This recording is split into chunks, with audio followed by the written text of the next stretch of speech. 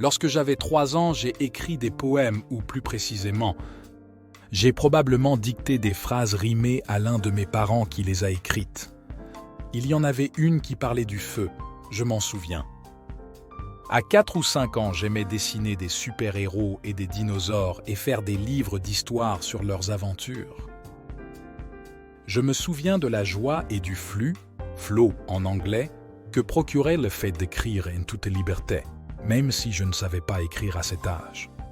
Il y avait une énergie dans le fait de créer quelque chose que j'adorais, et j'ai continué à écrire, à dessiner et à créer librement et sans entrave.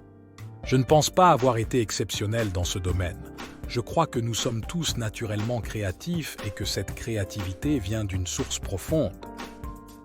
Lorsque je demande aux élèves de l'école primaire où je travaille quelle est leur matière préférée, l'art arrive en tête de liste pour beaucoup d'entre eux.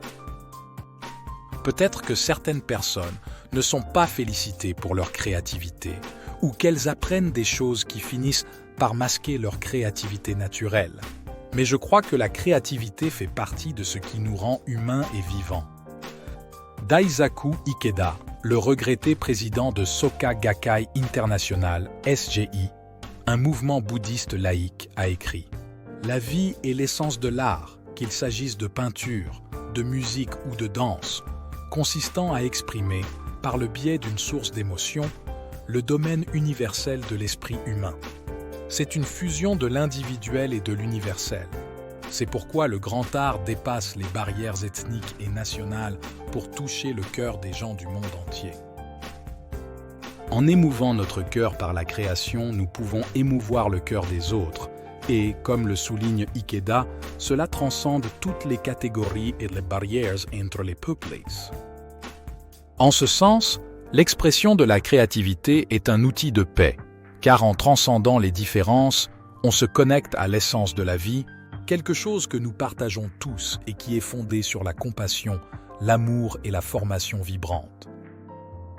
Quelques années plus tard, j'étais un adolescent maussade et angoissé, accablé et tourmenté par mes troubles intérieurs et mes persécuteurs extérieurs à l'école.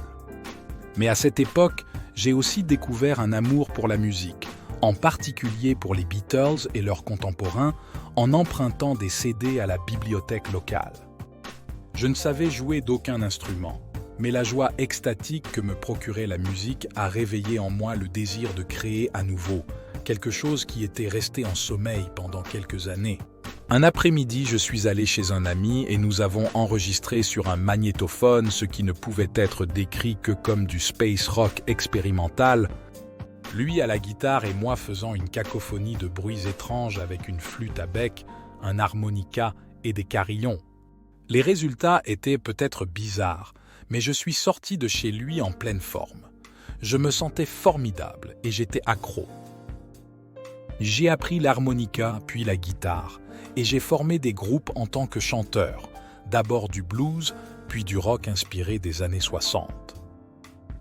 Ikeda écrit « N'oubliez jamais un instant l'effort pour renouveler votre vie, pour vous construire à nouveau. La créativité, c'est pousser la porte lourde et gémissante de la vie elle-même.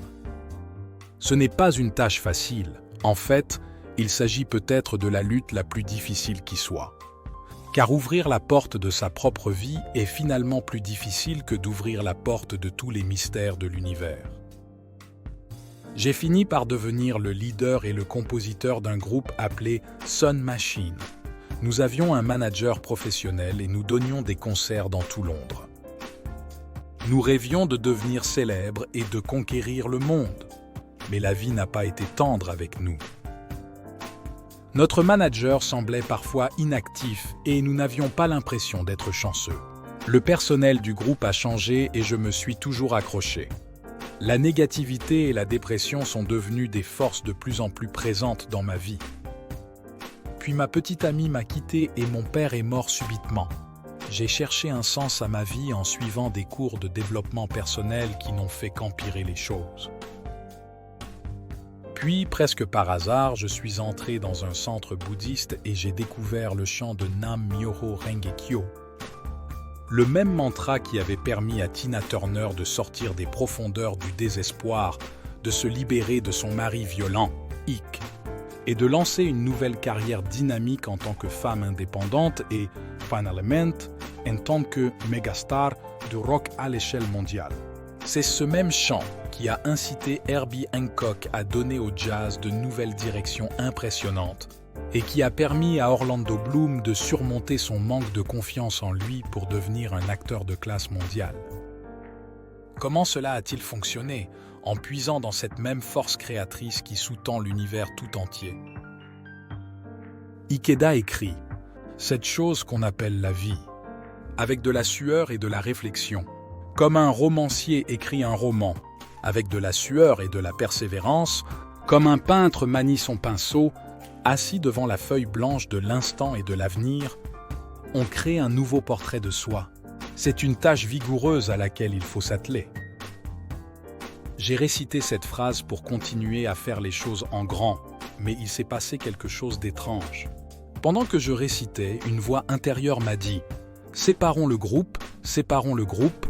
J'ai écouté et c'est ce que j'ai fait.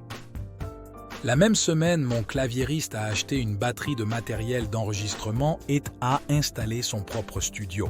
Nous nous sommes reformés en duo et avons enregistré 5 albums ensemble.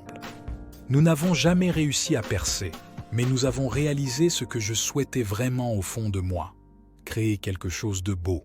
Une fois, après avoir chanté quelques minutes, j'ai écrit la moitié d'un album en une seule séance. Toute la musique, les paroles, ensemble et au complet. D'où cela vient-il? Était-ce un don de Dieu? Cela semblait certainement venir de moi, et dans un sens, je crois que j'étais un vaisseau pour la grande et entière piscine de la créativité universelle.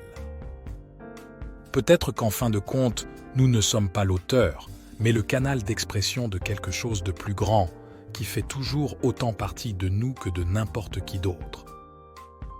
À la naissance de ma première fille, j'ai cessé d'écrire des chansons. L'envie n'était tout simplement plus là. C'était comme si j'avais accompli cette partie de moi. Nourrir la nouvelle vie de mes enfants semblait devenir mon prochain projet créatif. Puis, lorsqu'ils ont grandi, la force créatrice m'a emmené dans une nouvelle aventure. Là où j'avais commencé à l'âge de 4 ans, j'ai écrit un livre. The Evolving Buddha m'a permis de renouer avec cette force, et c'est dans l'écriture, principalement, que j'ai trouvé la vraie joie. Bien plus que toute autre chose auparavant, cette création a touché des personnes dans le monde entier. Il est extrêmement gratifiant d'entendre comment le livre a permis à d'autres personnes de poursuivre leur quête, et j'ai noué des amitiés grâce à sa publication en Amérique, en Italie, en France et au Japon.